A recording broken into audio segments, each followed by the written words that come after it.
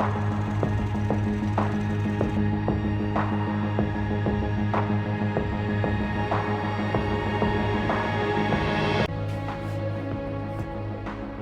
Gas ലൈനിൻ്റെ ഭാഗമായിട്ടുള്ള പ്രവർത്തനങ്ങൾ സെൻറ് ആൻ്റണീസ് റോഡിൽ, കിഴക്കുട്ട സെൻറ് ആൻ്റണീസ് റോഡിൽ നടന്നുകൊണ്ടിരിക്കുകയായിരുന്നു. കഴിഞ്ഞ 3 ദിവസമായി നടക്കുന്നുണ്ടായിരുന്നു.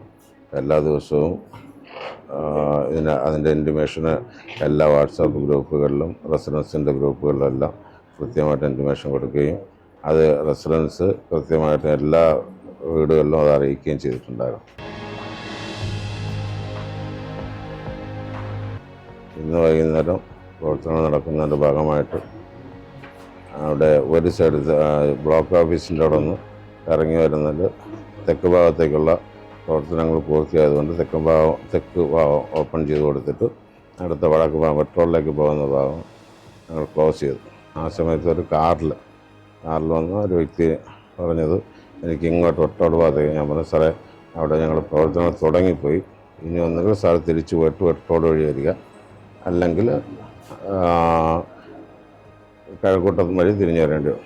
അത് നീ ആരെങ്കിലും അറിയിക്കേണ്ടതെന്ന്. ഞാൻ പറഞ്ഞു എല്ലായിടത്തും ഇൻറ്റിമേഷൻ കൊടുത്തിട്ടുണ്ട്, റെസിഡൻസ് എല്ലാവരെയും എല്ലാ വീടുകളിലും അറിയിച്ചിട്ടുമുണ്ട്.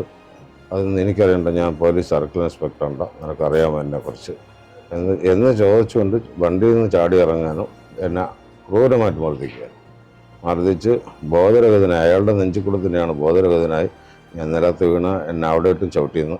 എൻ്റെ കൂടെ ജോലി ചെയ്തുകൊണ്ടിരുന്ന 10ഓളം പേര് തമിഴ് ആൾക്കാരും ഹിന്ദിക്കാരുമായിരുന്നു. അവരും പറയണ്ട.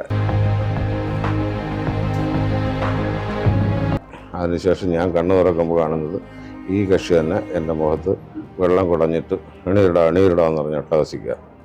ഞാൻ ആ മുഖത്ത് വെള്ളം കുടഞ്ഞപ്പോൾ ഞാൻ കണ്ണു തുറന്നിട്ട് ഞാൻ എണീറ്റിട്ട് ഞാൻ എൻ്റെ ഫോൺ എടുത്തിട്ട് ഈ കക്ഷി വന്ന കാറിൻ്റെ നമ്പർ ഫോട്ടോ എടുക്കാനായിട്ട് ശ്രമിച്ചപ്പോൾ എൻ്റെ ഫോണ് പിടിച്ചു വെച്ച ദൂരെ പറഞ്ഞിട്ട് പോലീസിൻ്റെ ശക്തി എന്തെന്ന് ഞാൻ കാണിച്ചു തരാടാ എന്ന് പറഞ്ഞാൽ അതിരൂക്ഷമായ ഭാഷയിൽ നീ എൻ്റെ മാല പിടിച്ചെടുക്കാൻ ശ്രമിച്ചു എന്നൊക്കെയുള്ള അതിരൂക്ഷമായ മോശമായിട്ടുള്ള ഭാഷയിൽ സംസാരിച്ചിട്ട് അപ്പോൾ തന്നെ അവിടെ നിന്ന് കാറും എടുത്തുകൊണ്ട് റിവേഴ്സ് എടുത്തിട്ടാണ് പറഞ്ഞത്.